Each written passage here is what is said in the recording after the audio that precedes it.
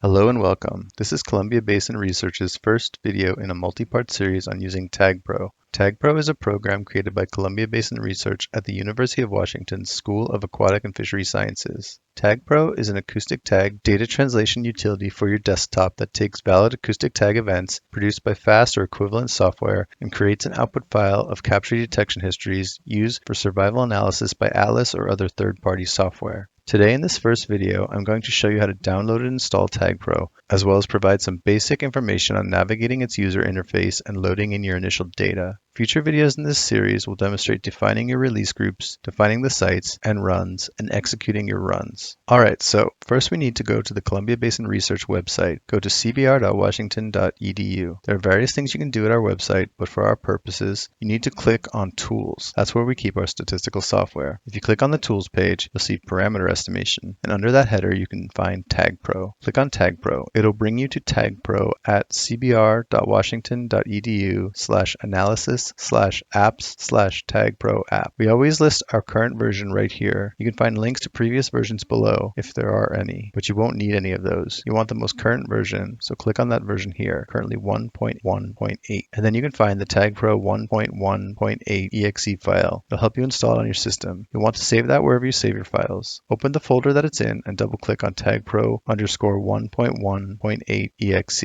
A window may come up when you try to run the Windows executable or MSI files. If you click on More Info, you can bypass it and just go to our install. Click on Run Anyway. After that, you can go to the Setup wizard. Click Next, decide where you'd like to keep the program. Click Next, then Install. One last window may come up about making changes to your PC. This program will make no major changes to your PC that would be problematic. So just click on Yes, and finally Finish. From there, you can go to the search bar and type TagPro. TagPro should pop up, click it, and run the program. TagPro is a desktop application that takes acoustic event data and creates an output file of capture detection histories used for survival analysis by program Atlas or other software. Here you can see the TagPro user interface at startup. There are four main tabs: Data, Release, Sites, and Files, where the primary work is done. The user presses the gear icon in the upper left to execute user-defined runs. At startup, before any data are loaded, only the Data tab is available. There is also a main menu bar above the gear icon across the top. The only functionality in that menu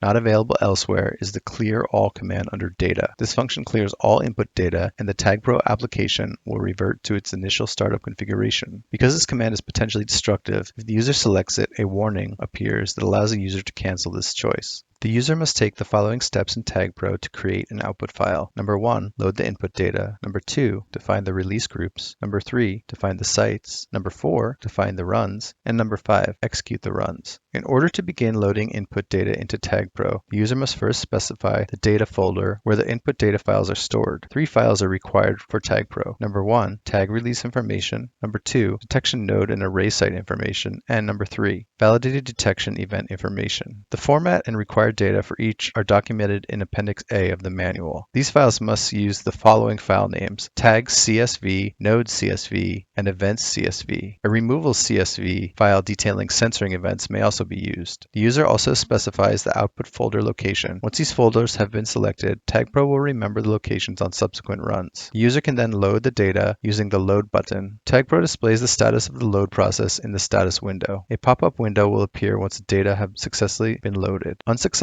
loads may occur if the required files are missing, incorrectly named, lacking required columns within the files, or if the data are incorrectly formatted. The most common of these issues is the data format for date time. Excel is often used to view or edit these files and defaults to a incorrect date time format. TagPro accepts 2 types of date and time format in the input files, and provisionally a third format. The first is year, month, date, hour, minute, seconds. And the second is month, day, year, hour, minute, seconds. If an input CSV file is edited and saved in Excel, the date and time fields will be saved by default with the format month, day, year, hour, minute. This is the same as the second format above without the seconds. If the user loads a data file with the date and time in this format, an error displays in the status window. TagPro is warning the user that the lack of seconds on the date and time records can negatively impact the precision of the estimates. The third provisional format can be set if the user chooses to accept this condition and then checks the Allow Times Without Seconds option in the Settings menu. If the user turns this option on, a warning dialog again appears, warning the user of a loss of precision. If the user accepts this warning, the input files can then be loaded with the date and time records in the default Excel format. Two other common issues often inhibit the successful loading of data. Number one, incorrectly labeled headers, and number two, rows that lack the proper data. Going back to our errors example, you can see here that TagPro cannot find the mortality column. That's because my tag CSV has it labeled as mort_xlat. If I change the header to mortality, TagPro should recognize it. TagPro is exacting with the header names, so you may have to do quite a few of these to get them to work. I recommend changing the name in Excel, saving the Excel file, then loading the files again within TagPro to see if the error is bypassed, and repeating as you format any headers causing issues.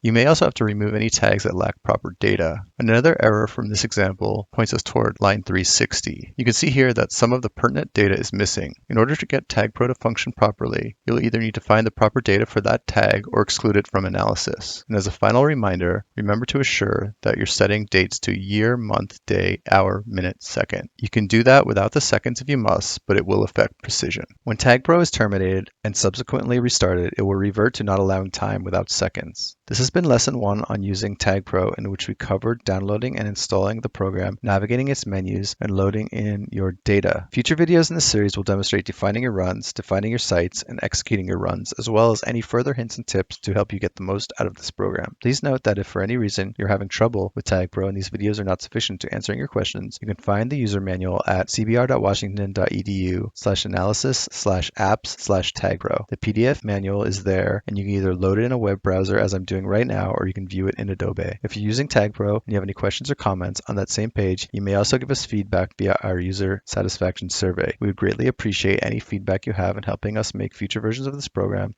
to be more useful to our users. We hope that this video helps you get the most out of TagPro. Again, if you have any questions or comments in regard to TagPro, please fill out our survey as previously detailed. You can also contact Columbia Basin Research at web@cbr.washington.edu. Best of luck on your analyses, and thank you.